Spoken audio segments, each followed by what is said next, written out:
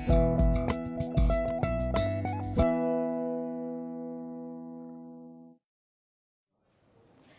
Citarasa Miri 2009, kita beralih pula ke menu yang berjaya menempatkan nama Sarawak dalam persada makanan di Malaysia. Apalagi kalau bukan kek lapis Sarawak. Jadi bersama saya di studio ya dalam Kupas Kopi pada petang ini dari Diwani Kek Lapis. Ya, saya. Ya, Puan Zuraida Haji Lin dan juga suaminya Cik Muhammad Halil Abdul Manaf. Apa khabar? Alhamdulillah. Kita akan berbicara dengan lebih lanjut ya mengenai kek lapis ni. Tapi sebelum itu apa kata kita saksikan dahulu paparan ini. Assalamualaikum. Waalaikumsalam. Hai Shanas. Hai. Puan Zuraida, apa yang Ya. kita nak buat hari ni ya? Jom kita pergi kat dapur tengok macam mana cara membuat kek lapis Sarawak. Okey, jom. Okey Shanas, di sinilah tempat kita memproses kek lapis Sarawak. Yang Shanas ingin tahu. Banyak juga telur ni ya. Yalah, ini untuk proses. Kita akan buat hari ini untuk 16 acuan. So inilah telur dia. Kalau dalam satu acuan tu berapa banyak telur yang perlu kita guna? Dia terpulang kepada resepi dia. Ada yang 30, ada yang 20, ada yang 10. Antara bahan-bahan lain yang paling penting? Yang kalau kita nak buat sisik ikan, yang paling pentingnya asas dia kita pakai butter. Lepas tu ini untuk membuat sisik ikan dia lah. Dan kalau nak buat marble cheese, kita perlukan cheese dan bahan yang ada dekat sini lah. Jadi bahan-bahan ini tak semestinya import dan sebagainya kan? Jadi Ada juga yang import. Kita perlukan sebab kek lapis Sarawak ni dia perlu pakai butter yang quality. Jadi Puan Zuraida susah ke nak buat kek lapis ni? Kalau macam saya ni yang baru nak belajar tu, Kalau susah. kita ada basic, tak jadi masalah. Satu punca dia kita minat. Bila Shanas minat, dia akan mendatang hasil yang senang bagi kita. Dan kalau saya tengok ke sana macam payah betul nak buat. Yelah, Sebab dia kalau- punya lapisan tu macam terlalu nipis kan, rumit kan? Di Apa sini antara Shanas, tu? dia perlu pengalaman yang lebih untuk kita menjadikan bentuk bunga. Yang asasnya kita kalau nak belajar dari asas sikit-sikit aja dulu. Jadi kek lapis apa yang kalau kita katakan asas untuk budak yang nak baru belajar macam saya yang boleh saya pelajari? Kita mula-mula macam ini bahan yang telah kita proses tadi. Dan asasnya biarlah kalau yang baru nak belajar, basic dia kita layer dulu. Tengok pada layer, kalau layer dia cantik baru boleh kita buat design. Yang ni untuk sisik ikan ya? Untuk kek Yang ni lapis untuk sisik ikan. Jadi kalau dalam banyak-banyak ni yang paling susah untuk buat sekali apa? Yang susahnya yang corak lah. Yang bercorak, Yang ya? ada dekor dalam tu memang kita memerlukan kemahiran untuk membuatnya. Jadi tak semestinya kalau tak ada basic dan sebagainya tak boleh buat kek lapis. Jadi hari ini Puan Zuraida akan tunjukkan kepada kami cara penyediaan yang sebenar ya untuk buat kek lapis.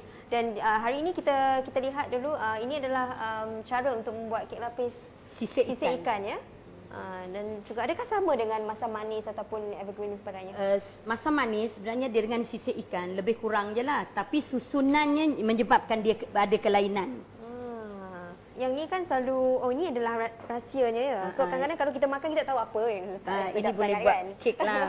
Orang Sarawak dia lebih kepada kreatif dia. Jadi ini pun boleh dijadikan kek. Kalau berapa masa yang diperlukan untuk membuat satu acuan tu?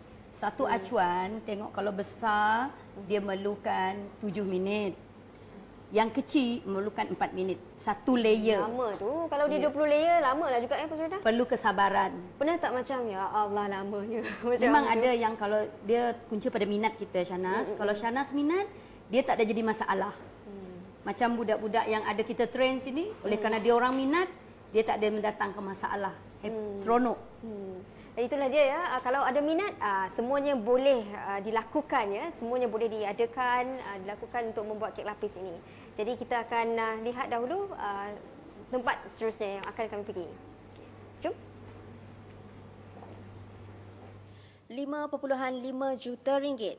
Ya, angka yang baru anda dengar tadi 5.5 juta ringgit saya ulang kembali kerana ini adalah jumlah ya hasil jualan kek lapis Sarawak yang membabitkan 10 pengusaha pada tahun lepas. Jadi permintaan terhadap produk kek lapis Sarawak ini bukan sahaja telah menjangkau pasaran di Semenanjung Malaysia tetapi juga di Brunei Darussalam dan di Indonesia. Betul ya? Cik Alil, nampaknya begitu menarik sekali dengan apa yang kita ada hari ini, pengisian kita iaitu kek lapis Sarawak yang mungkin ramai yang belum tahu tentang betapa besarnya perniagaan ini. Dapat menjangkau sampai 55 juta. Ya? Ya. Jadi Cik Alil, boleh tak terangkan tentang keistimewaan kek lapis Sarawak sendiri? Okey, Shahnaz, kek lapis Sarawak ni diisytiharkan produk signature produk Sarawak kerana keunikannya. Keunikan kek lapis Sarawak adalah dalam bentuk dia beri pelbagai corak. Kek lapis, setengah kek lapis tu dia berbentuk bunga tulip. Maknanya potong kek lapis tu tulip, keluar bunga tulip sampai habis. Sama juga masa Tun Mahathir menggembang-gemburkan 2020. Jadi kek lapis tu ada 20-20. Potong 20-20, nampak 20-20. Itu keunikannya. Selain daripada itu juga keistimewaan dia sedap dimakan kerana bahan-bahan yang digunakan adalah bahan-bahan yang berkualiti, banyak telur, banyak mentega. Jadi sebabnya, dan juga dibuat oleh pengusaha-usaha dengan kreativiti dan inovasi pengusaha itu sendiri. Jadi pelbagai kek, corak-corak kek yang menarik. Dan saya juga tertarik juga dengan cara maklumat ini mengatakan bahawa kalau di Indonesia dia punya kek lapis dipanggil kek lapis Lengit dan juga kek lapis Surabaya. Ada tak persamaan di situ ataupun ada perbezaan dengan kek lapis Sarawak? Okey, kek lapis Indonesia hanya bercorak berlapis sahaja, Shahnaz. Lapis saja, di mana macam di kek lapis Sarawak ni dia bercorak dan setengah kek lapis tu dia diolah mengikut cita rasa dan kreativiti pengusaha itu sendiri. Lepas tu kek lapis Indonesia dia menggunakan pengawet. Jadi kek lapis Indonesia ni dia tahan lama. Di mana kek lapis Sarawak ni dia tidak ada pengawet. Jadi shelf life dia, jangka hayat dia tak lama sampai setahun dan sebagainya. Begitu menarik sekali, dan kalau kita lihat macam hari raya pula saya dekat sini. Dan untuk Puan Zuraida sendiri ya, saya memang cukup tertarik dengan nama kek lapis ni. Sebab kadang-kadang tu mengikut tajuk lagu, tajuk filem, nama orang kan. Jadi kenapa agaknya nama itu diberi?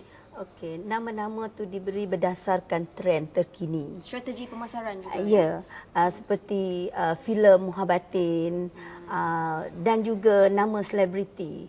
Kek Mawi pun ada, kek Rosalinda pun ada. Mami tahu tak dia ada kek lapis ni? Itu terpulang pada pengusaha sendiri untuk meletakkan nama tu. Tapi bagi kita orang Diwani, kita lebih gemar meletakkan nama tu daripada bahan dia. Mengikut bahan yang kita buat. Itu lebih sedap lagi kita dengar kan. Seperti kek masam manis, strawberry chocolate, white chocolate. Itu berdasarkan bahan dia tu. Dan kalau kita lihat di Sarawak ini, nama dia kadang-kadang mengikut nama tempat juga. Dan yang lebih menariknya bukan setakat